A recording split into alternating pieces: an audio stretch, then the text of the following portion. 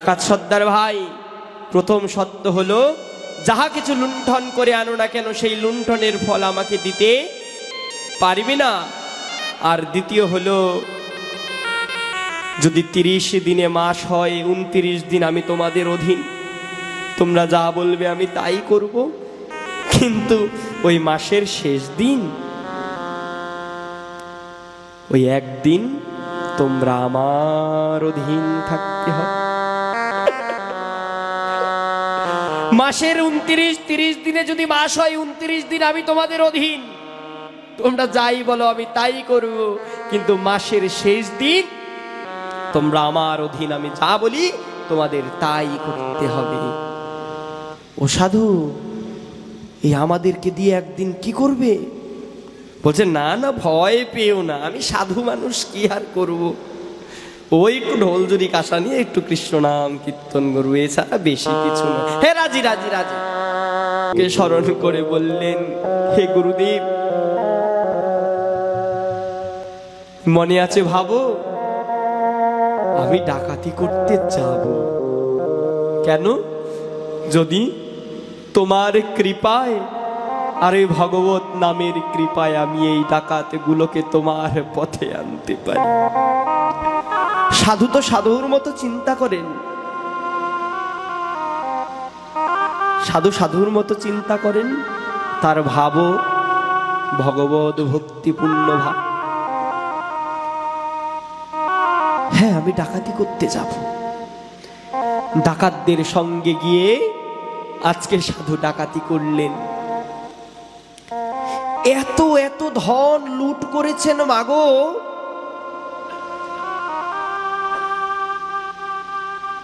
তিন পুরুষে ডাকা তত ধন চোখে দেখেনি, এত এত ধন লুট করেছেন।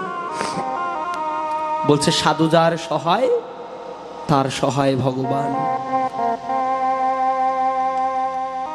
ও ডাকাত সর্দার, আজকের মতো তো ডাকাতি শেষ এখানে, তাহলে আজকে শেষ রাত্র আমি আমার কুটিরে ফিরে যাই। ধনের ভাগ বাটোয়ারা করে দিলেন। এ সাধু কোথায় যাচ্ছ? এই নাও, দাঁড়াও, এই নাও, এত কষ্ট করে আমাদের সঙ্গে গেলে, যা করতে বললাম তাই করেছ, নাও এই মোহরগুলো তোমার। সাধু বলছে কি, ও ডাকাত ভাই, আমি যে ওই ফল গ্রহণ করতে পারবো না। কেন? কারণ ওতে যে পাপের রক্ত লেগে আছে, আমি যদি ওটা গ্রহণ করি তাহলে আজ আমার ভজন সিদ্ধ হবে না। আমি তোমাদের কথায় ডাকাতি করেছি, ওগুলো আমার প্রাপ্য নয়। আমি সন্ন্যাসী মানুষ, যেচে মেগে খাই, অত মোহর আমার চাই না। পাশ থেকে বলছেন পেয়াদাগুলো, সর্দার নিয়ে নেন, নিয়ে নেন। আরে যে যেটা চায় না তাকে সেটা দেওয়ার প্রয়োজন নেই, আমাদেরই লাভ, আমরা ভাগে বেশি পাবো, নিয়ে নেন, নিয়ে নেন। সাধু আপন মনে চলে যাচ্ছেন। হঠাৎ করে একজন উঠে বলছেন, সর্দার এ সাধু বড় পয়া। কেন? চিন্তা করে দেখুন, কত জায়গায় কত ডাকাতি করেছি আমরা, কত লুণ্ঠন, কত লুটপাট চালিয়েছি। আজকে যতটা ধন সম্পদ আমরা লুট করতে পেরেছি, হয়তো আমাদের 3 পুরুষেও এত সম্পদ লুট করতে পারে নাই। একে বরং দলে ভর্তি করে নেন। আর সবচেয়ে বড় কথাও, এ সাধু আমাদের গোপন ডেরার খবর জেনে গেছে, কোন পদ্ধতিতে আমরা ডাকাতি করি সেগুলো জেনে গেছে, ডাকাতি দলে সদস্য কতজন আসে সব জেনে গেছে, আমাদের গোপন তথ্যগুলো জেনে গেছে। এখন যদি সাধু গিয়ে রাজার কানে দেয়, তাহলে যে আমাদের বেঘরে প্রাণ হারাতে হবে। সর্দার সাধুকে যেতে দেওয়া যাবে না। সর্দার ডেকে উঠলেন, এই সাধু, সাধু ভাই কোথায় যাচ্ছ? কথা তো এখনো শেষ হয়নি গো, শুনে যাও। তুমি আমাদের গোপন ডেরার খবর জেনে গেছো, তুমি আমাদের গোপন ডেরার খবর, গোপন তথ্য জেনে গেছো। এখন যে চাইলেও তোমাকে যেতে দেওয়া যাবে না, চাইলেও তোমাকে যেতে দেওয়া যাবে না। আমাদের সঙ্গে থেকে দলে ভর্তি হয়ে তোমাদের ডাকাতি করতে হবে। সাধু মনে মনে চিন্তা করলেন, এটাই তো সুযোগ। তোমার সঙ্গে ডাকাতি করতে যেতে হবে? বলছে হ্যাঁ যেতে হবে, প্রতিদিন প্রতিদিন। যদি বলি মারতে তাহলে মারবে, কাটতে বলো কাটবে, যা করতে বলি তাই করতে হবে। বেশ, করব, সবই করব, তবে আমার যে দুটো শর্ত আছে। বলো না গো রাধে রাধে। সাধু যে চতুর শিরোমণি, হরিনাম মহানাম বড়ই মধুর, যেই জন কৃষ্ণ ভজে সে বড় চতুর। জগতে সাধু তো চতুর নাকি? কারণ কৃষ্ণ চতুরের শিরোমণি, আর সেই কৃষ্ণকে যিনি ডাকেন ভজনা করেন, কৃষ্ণ যার মূল আরাধ্য, সেই সাধু সে তো আরো চতুর। বলছেন ডাকাত সর্দার ভাই, আমার দুটো শর্ত আছে। কি শর্ত?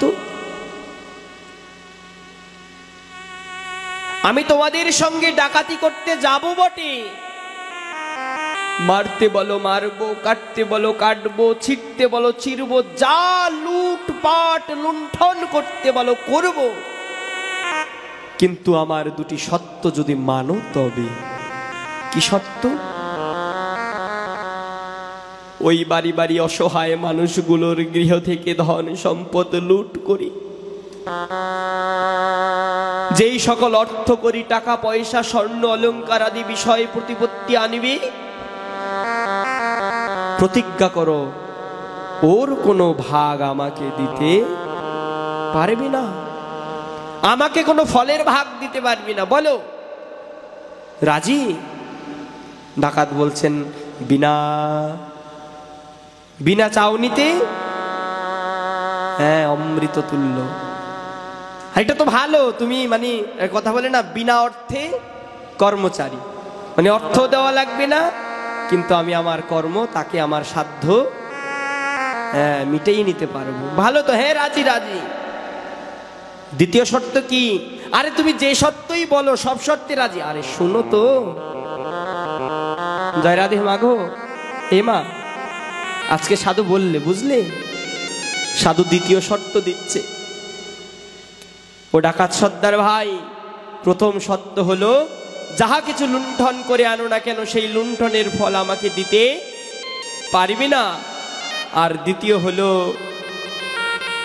যদি 30 দিনে মাস হয়, 29 দিন আমি তোমাদের অধীন, তোমরা যা বলবে আমি তাই করব, কিন্তু ওই মাসের শেষ দিন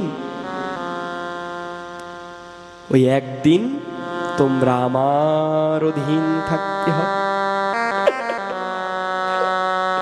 মাসের 29-30 দিনে যদি মাস হয়, 29 দিন আমি তোমাদের অধীন, তোমরা যাই বলো আমি তাই করব, কিন্তু মাসের শেষ দিন তোমরা আমার অধীন, আমি যা বলি তোমাদের তাই করতে হবে। ও সাধু, এই আমাদেরকে দিয়ে একদিন কি করবে?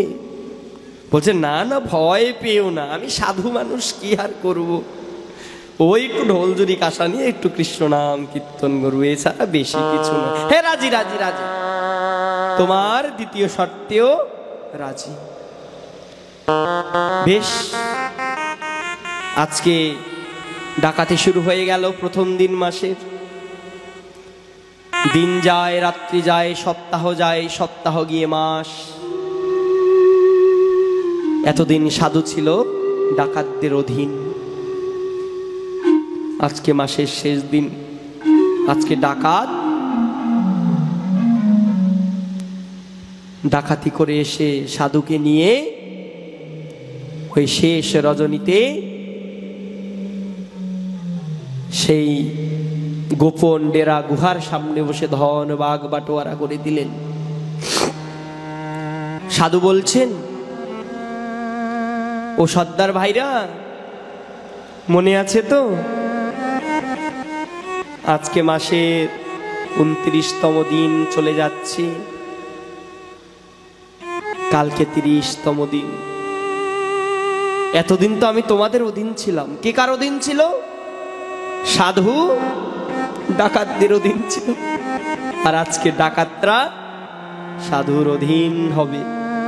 সাধু বলছেন, ও ডাকাত ভাই, 30 দিন তো আমি তোমাদের অধীন ছিলাম, কালকে 30তম দিন, কালকে সারাটি দিন আমি যাই বলবো তোমাদের তাই করতে হবে। মনে আছে তো শর্ত? হ্যাঁ মনে আছে। কি করতে হবে বলো? বেশি কিছু নয়, ওই সূর্য উদয়ের পূর্বে তোমরা একটু আমার কুটিরে এসো। বেশি কিছু করতে হবে না, সূর্য উদয়ের পূর্বে আমার কুটিরে এসো।